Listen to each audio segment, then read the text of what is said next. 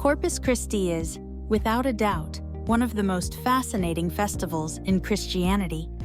However, due to its complexity, it is not celebrated by all denominations. This festival has endured through centuries and remains a powerful symbol, yet its meaning and origin are still unknown to many. The truth is that the story of Corpus Christi has been distorted and misunderstood over time, even by many Christians who, perhaps, do not fully grasp its depth. From now on, we will discover together what really happened. Without further ado, let's start the video.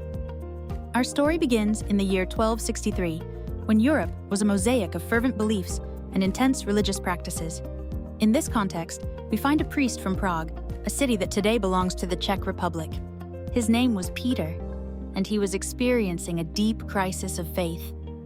Peter questioned the real presence of Jesus Christ in the Holy Eucharist, a spiritual dilemma that tormented his soul. Determined to seek answers and strengthen his faith, he decided to make a pilgrimage to Rome, the Eternal City. At that time, many faithful traveled to the tombs of the apostles St. Peter and St. Paul, seeking renewal in their faith and divine grace. So, Peter began his journey, crossing various regions. Along the way, he decided to stop in a town called Bolsena. Bolsena was known for its deep devotion to Saint Christina, a virgin and martyr who lived between the 3rd and 4th centuries. The town, located by a beautiful and vast lake, was steeped in faith and rich religious history. Saint Christina was known as the Saint of Misfortunes due to the numerous attempts on her life that she endured because of her faith. Raised in a pagan family, she converted to Christianity at a young age, despite her parents' opposition.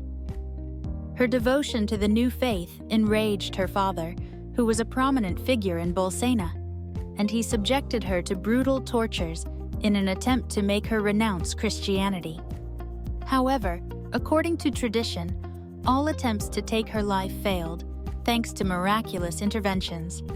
In his final attempt, he tied a heavy stone to her body and threw her into the lake, believing she would finally die. But, surprisingly, a miracle occurred. The stone floated, supporting Saint Christina and keeping her from sinking. When Pope Urban IV heard Father Peter's account, he immediately recognized the importance of the miracle and recalled Saint Juliana's vision. Convinced that it was a divine sign, he decided to act quickly to verify the authenticity of the event and establish a new liturgical feast. To do this, he called upon trusted theologians, including St. Thomas Aquinas and St. Bonaventure, to investigate the miracle and examine the relics in Bolsena. St. Thomas Aquinas and St. Bonaventure, along with other theologians, conducted a thorough analysis of the evidence. They examined the blood-stained cloth, the stones marked with blood, and gathered testimonies from the faithful who witnessed the miracle. Once the miracle's authenticity was confirmed, the group organized the return to Orvieto, carrying the precious relics with them. News of the miracle had already spread, and a crowd of faithful began following the procession, growing in number as they advanced. As they approached Orvieto, Pope Urban IV, informed of the verification of the miracle, went out to meet the procession. Accompanied by clergy and church dignitaries, he stepped out of his ceremonial carriage and knelt in adoration before the relics. The Pope reverently received the blood-stained cloth and the consecrated host, and, along with the procession, proceeded towards the city. This event marked the first Eucharistic procession, which would become a key element of the Corpus Christi celebration. In 1264, Pope Urban IV issued the Transiturus Bull, officially establishing the Feast of Corpus Christi. He emphasized the importance of reaffirming the belief in the real presence of Christ in the Eucharist, especially at a time when heresies threatened this doctrine. To further strengthen this devotion, the Pope called on theologians to compose special hymns and prayers, and St. Thomas Aquinas presented the hymn, Lauda Sion, which expresses deep reverence for the sacrament. If you're curious to find out what happened next, don't forget to hit the like button, subscribe to the channel, and keep watching the video. As she floated on the stone, Saint Christina was sustained by divine intervention, revealing God's protection amid her trials. Interestingly, the marks of her feet remained on the stone, a miraculous sign that is still preserved today as a sacred relic. These footprints of Saint Christina became a symbol of faith for the local Christians, attracting pilgrims from all over who came seeking healing, protection, and spiritual guidance. Christina's father, witnessing this miracle, fell into despair and died.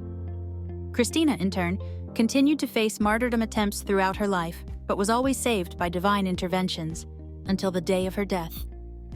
The devotion to Saint Christina was so strong in Bolsena that many pilgrims visited her tomb in search of blessings. It was in this atmosphere of intense faith that Father Peter decided to celebrate a Mass, asking for the saint's intercession to strengthen his own faith in the real presence of Christ in the Eucharist. During the celebration, something truly extraordinary happened. Peter, still wrestling with his doubts, raised the consecrated host at the moment of consecration, and suddenly, the host began to bleed, staining his hands and the altar cloth. This miraculous event left Peter and the faithful present in a state of deep awe and reverence.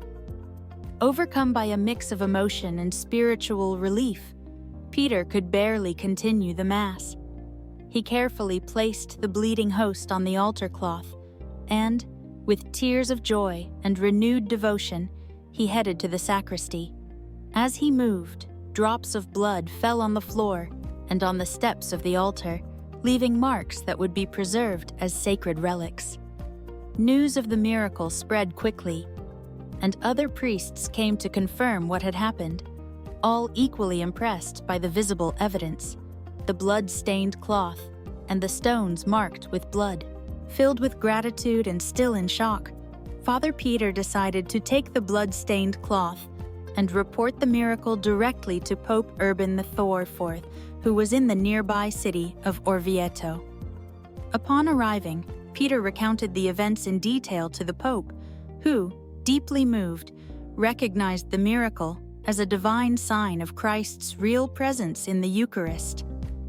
He then remembered the vision received by Saint Juliana of Liège, who had foreseen the need for a special feast to celebrate the Eucharist. Now let's explore a bit more about Saint Juliana of Liège. She played a crucial role in the origin of the feast of Corpus Christi.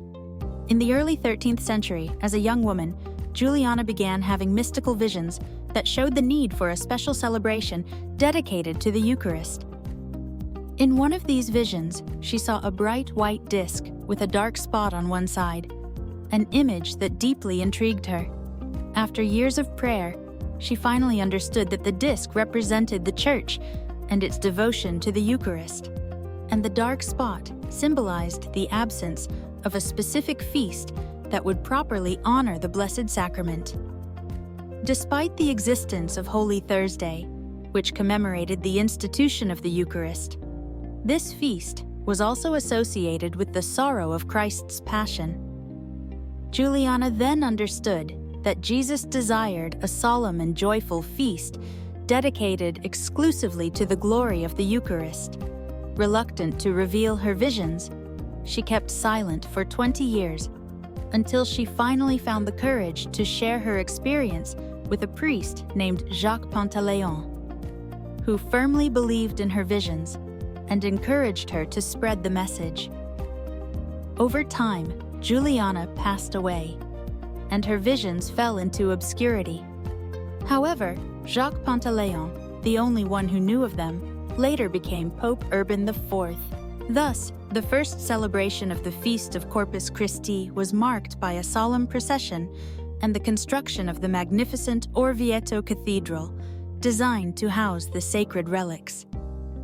These events left a lasting legacy of Eucharistic devotion, celebrating the miracle of Bolsena and the vision of Saint Juliana.